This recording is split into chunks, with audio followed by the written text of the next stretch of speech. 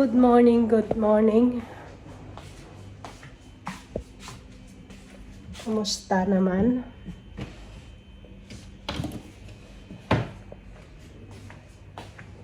Kaya ang gagawin natin ngayong araw,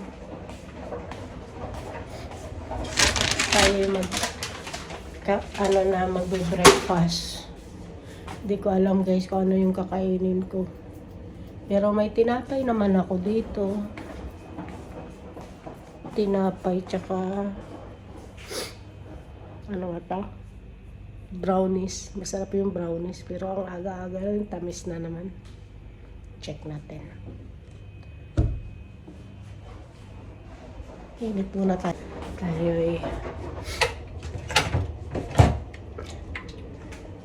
kape.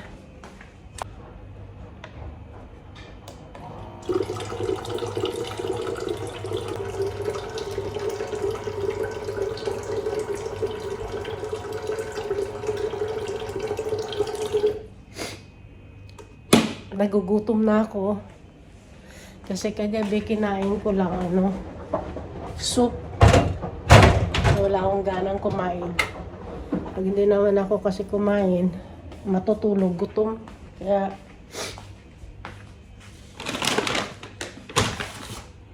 ngayon, kape muna tayo at magtinapay para makapag-isip tayo ng maganda-gandang gawin.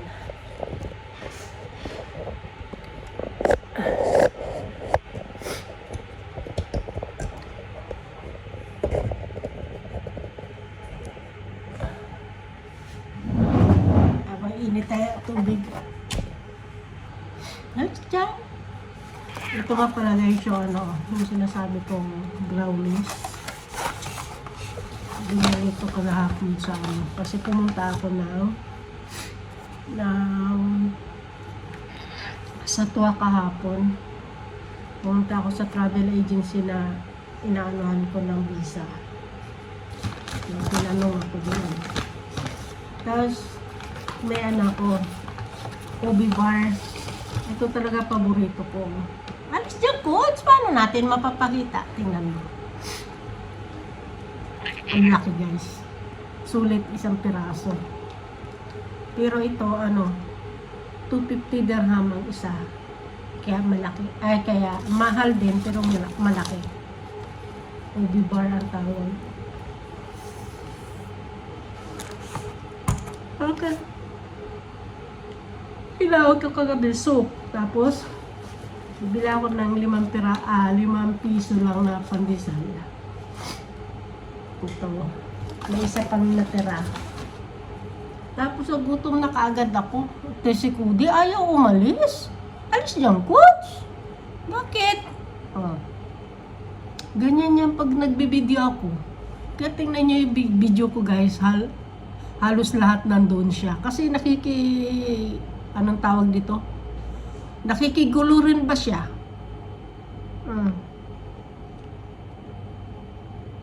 Gusto kaysa kanya lang atensyon Alis dyan na Aroy. Alis dyan, isa. Magagalit na si mami, alis. Ano na to guys? Ano na siya yung matanda na, senior na siya. Kaya ganyan siya. Nagpapapansin na ng sobra. Nasubrahan na ng kulit. Lalo na pag matutulog na. Pag humiga ka na, patayin mo yung ilaw. Anuhin niya yan. Gagalit siya, hindi siya tinawag. Tawagan mo siya para pumunta siya doon sa tabi mo. Pero pag di mo tawagin niya, magagalit yan. Mag-iingay yan. Kala mo bata na iniwan na, Mama! Ba't di ba ako tinawag? Ganon. Luko to Alis na. O, patayin ko na lang to. Ayan. Ano na yung tubig natin? Mag-ano na tayo ng kape.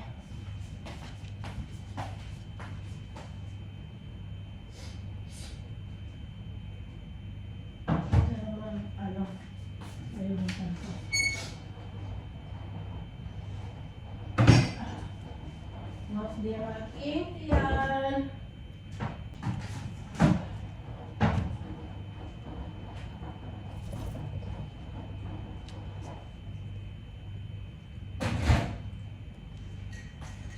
Ang kape natin. Gusto ko kasi pag sa kape ay black lang sa umaga. Black coffee. Ang sarap. Sarap na amoy ng kape.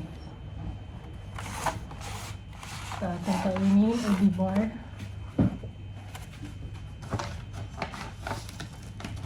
Paborito ko talaga to. Naalala ko si nanay dati. Magpupunta ng bayan, maliit pa ako.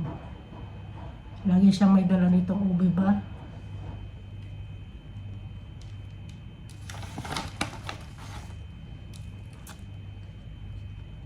Hanggang nag-ano na ako yan, paborito ko.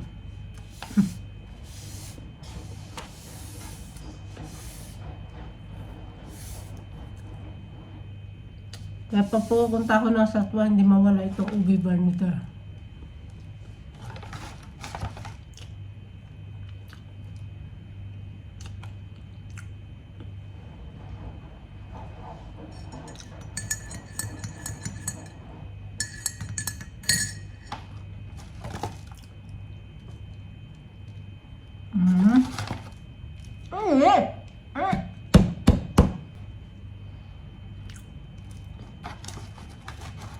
Sarap. Ninanamnam ko talaga yung ano, yung tamis niya tsaka yung pinagsama-sama mga niyog.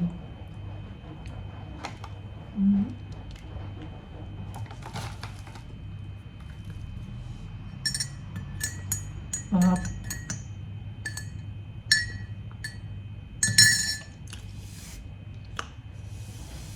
Ituloy ko pala yung kwento ko. Kasi yung ano, yung travel agency na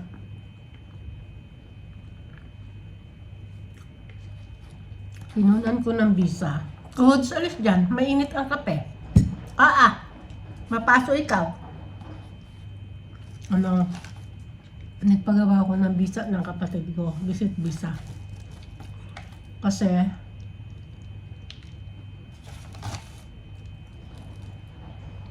nandun siya sa Saudi.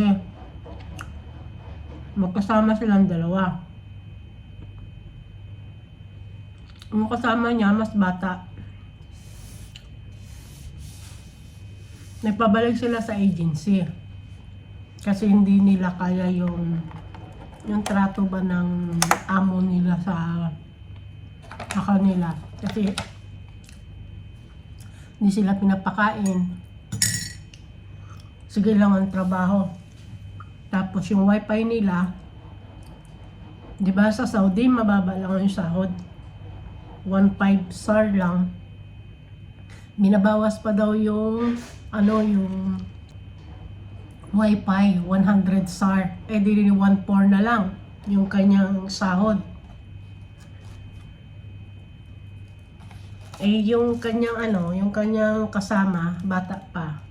Malakas talaga loob nun kaysa doon sa kapatid ko. Ayun daw yung laging nagpupursigi sa kanya na mag-alis na sila doon kasi ganun nga yung trato. Sabi ko kasi dati magtiyaga na lang para pag natapos yung kontrata, punta sila dito. Ako nang mag-ano ng visa. Ayun na. Pala may contact sila dito bukod sa akin. Yung contact pala, yun din yung nagpupursige sa kanila na bumalik sa agency, ganon. Tinuruan pa daw. Tinuruan. Ganito na. Nung nalaman ko, nandoon na sila sa agency, bumalik na talaga.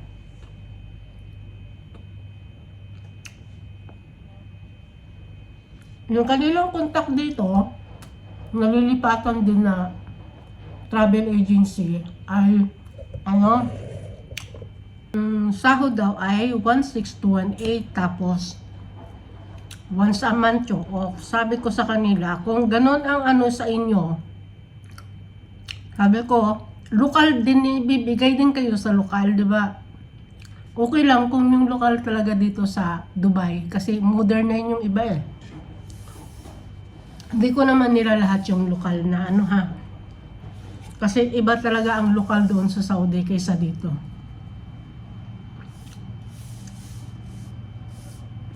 De ano, de yun nga. Itong bata nitong isa ay pinaghiwalay sila ng kapatid ko. Isang gabi lang yata, isang araw sila pinagsama doon sa agency. Yung bata nito na nagpupursige sa kapatid ko na umalis, nilipat doon sa bahay ng big boss nila. Tapos yung kapatid ko doon sa travel agency. Nakikipag-chatan pa rin sila dito sa agency dito na hindi ko alam. Tapos maya nag-chat sa akin yung bata, yung kasama ng kapatid ko na bata, yung malakas ang loob. Sabi niya, ate, pwede mo ako tulungan? Sabi niya. Sabi ko, bakit? Sabi niya, may ticket na daw siya. May ticket na daw siya. Gusto niyang pumunta dito. Hindi ko alam na may kausap na pala sila dito. Yung travel agency nga. Ay, yung agency dito. Hindi ko nababanggitin kung anong pangalan. Pero ang alam ko, agent lang yun eh. Kasi nung tinawagan ko, ano na siya rin eh. Kasi alam ko bawal. Ang sabi ko sa kanya, kunin mo yung ano, pala nagalit na doon sa bata. Kasi yun pala yung nagbigay ng ticket niya na parang dami ticket lang na ipapakita niya doon sa agency na may ticket na siya. Tapos ang sabi, saka ko lang rin yung nalaman no ano na. Basta yun, di ganito, ginawa ko. Kasi naawa ako, naalala ko dati kasi yung first time ko rin, struggle din yung naranasan ko. At saka ang bata ko pa doon, noon dati. Diba dati, nung ano, mga 2006, kasi 26 ako noon eh. Mga 2006, ano, yung talagang pag pumunta ka ng abroad, ano talaga, yung agency ka talaga dadaan. Dati may salary deduction, diba? Ako nakaranas noon, first timer ko. Kaya parang na ano ba sa akin yung experience ko doon sa bata. Kaya agad-agad ko namang inanuhan ng ticket, ay ng visa, binilhan ng visa. May kakilala nga ako na travel agency dito. Kasi yun, tinanong ko, sabi niya, okay lang, ganun, visa. Hindi na, ganito na, nabisaan. Nung gabi, sabi ko, mamaya na yung flight mo pala, sabi ko ganun sa kanya. Tapos, nung gabi na yon na may visa na siya, na ano, sinend ko sa kanya. Hindi ko pa na-send. Pero yung bata, sinend sa akin yung kanyang, ano, yung kanyang ticket na akala ko galing doon sa sa agency nila sa ano. Pala yun, galing na dito sa agency na ina-applyan nila dito sa Dubai para magko-cross country sila. Edi yun, inayos ko na yun. Saka ko lang talaga nalaman nung gabi na napagtawag niya sa akin. Yun nga yung, hindi niya sinabi sa akin, nung sinend niya yung ticket, ang sabi niya lang, may ticket na ako. Sabi kong ganun, sabi ko, sandali lang. Sabi ko, tatanong ko sa agency kung pwede kang gano'n. Sabi naman ng agency, okay lang daw yung gano'n. Na ano, na i-miss ba yung ano, yung ticket, ay yung ticket, plane ticket. Tapos bibigyan ng visa at plane ticket papunta na dito sa Dubai. Hindi ko alam na yung travel agency pala yung ticket na yun galing. Ay di nagalit si travel agency kasi nung ina-apply na yung visa niya dito na tourist visa, hindi na siya mabisaan. Eh di nagalit itong travel agency nito dito na ganon. Eh di sinumbong doon sa travel agency sa doon sa Saudi. Tapos tumawag sa akin, sabi niya, hindi ako payagan ng agency na umalis. Sabi ko, bakit? Bakit hindi kanila papayagan? Ibinilhan ka na ng ticket. Sabi ko, binigyan ka na nila ng ticket, paano hindi ka papayagan? Sabi niya, hindi te, yung ticket nito te, galing to dyan. Kanino? Sa kausap daw nila. Sabi ko na, may kausap pala kayo? Bakit sinabi mo sa akin na ano? Sabi ko nang gano'n. E di nagalit yung agency dito na yung agent dito na nagbigay sa kanya ng dami ticket. Pala dami ticket lang daw pala yon. Kasi nakausap ko yung babae dito. Sabi ko sa babae ng agent dito, sabi ko, wag mo nang anuhin yung kapatid ko. Sabi ko gano'n. Ako nang bahala sa kanya. Yan na lang yung isa, kunin mo. Na hindi na sila tayo makukuha kasi sinabi ko na sa agency. Ayun na. Nito na nung may ticket na yung kapatid ko, binigay na ng agency, pati yung sahod na hindi binigay ng amo nila nung pag-alis nila. Pati yung binabawas na 100 sa wifi, nakuha yun ng Pulo-Owa.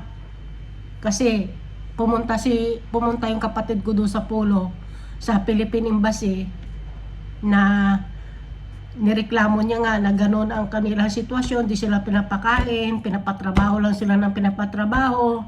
Tapos yung wifi kinakaltas pa sa kanila kung di daw sila magnakaw ng pagkain.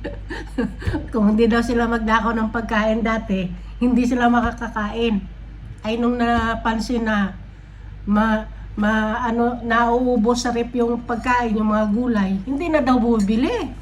Sabi ko, ano yun? Klase namang amo yan. Sabi ko nga, naman.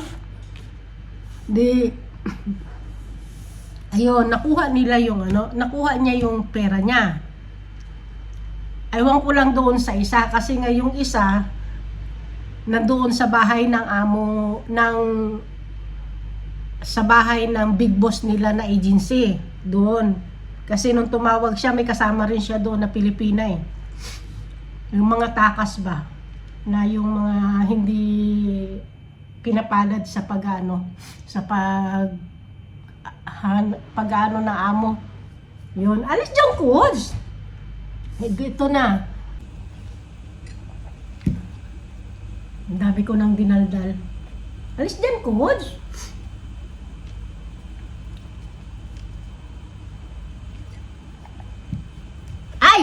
Aray ko nangangalmot na. No. Ngayon si Kude, nag-iba na talaga eh. Dati, pag nilaro-laro mo yan, natatakot pa siya sa'yo, yung masanggi ka niya. Pero ngayon hindi. Yung harot niya, yung haharutin mo siya, yung harot niya, may kasama ng pananakit. Gano'n na si Cody ngayon. At yun lang guys. Sana may nakuha kayong ideya sa aking storytelling. 'Di ba? Kaya ko lang naman yun sila kinuha din. Gusto ko lang naman din silang tulungan. Naawa rin ako eh. Na iniisip ko na na sila, dito na lang, malapit na lang rin sa akin, lalo na yung kapatid ko, kaya ginawan ko ng paraan. Kaso naduwag pa yung kapatid ko, natakot pa, kaya pero nakunan ko siya ng visa hanggang April pa yung visa niya. Ay wala tayong magawa kung yun yung yung kanyang natadhana sa akin. At least nagawa ko yung way ko, yung best na way ko na para matulungan ko naman siya uli.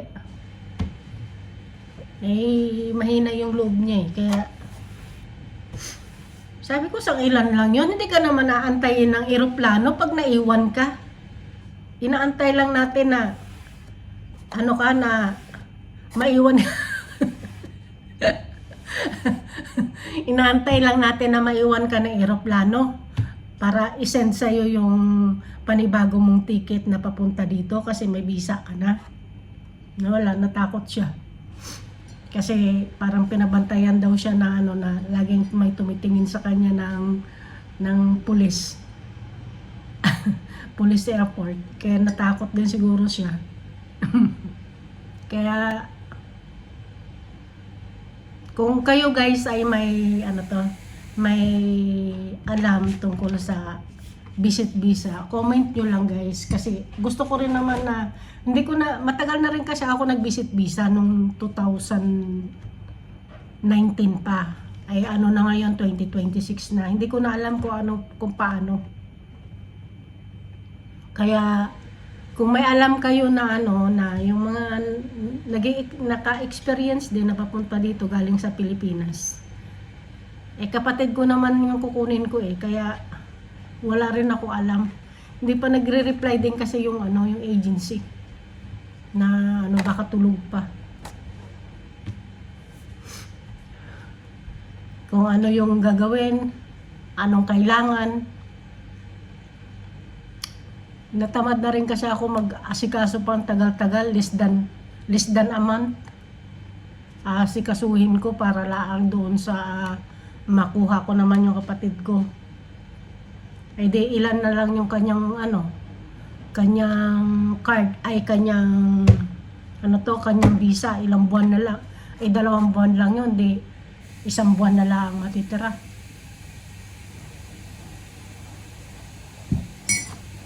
Kaya yun. Comment na lang nyo guys kung may matulong kayo sa akin na advice ba. Yun lang guys. Ang kulit talaga ni Kuti. At yun lang guys, and maraming salamat sa inyong panunood sa aking storytelling today. Ay gusto ko lang kasi ma-share. Hindi, kasi kagabi hindi talaga ako halos nakatulog kasi ang tagal-tagal niyang hindi nag-online. Sabi ko, posible naman sa airport walang wifi. 'Di ba? Ang airport, ang alam ko lahat ng airport meron yata. Kasi dito sa Dubai, ang lakas-lakas ng internet diyan, ng wifi. Doon pa sa Saudi. Kaya nagtaka talaga ako. Sabi ko, anong kayang nangyari doon? Baka kinuha uli ng agency kasi alam na dito pupunta. Yun ang nasa isip ko kagabi. Halos hindi ako nakatulog. Kaya yun lang guys. Kung ano yung inyong ma-advise sa akin para makuha ko. Sayang kasi yung visa din makuha ko yung kapatid ko. And thank you for watching guys. See you in the next vlog. Bye!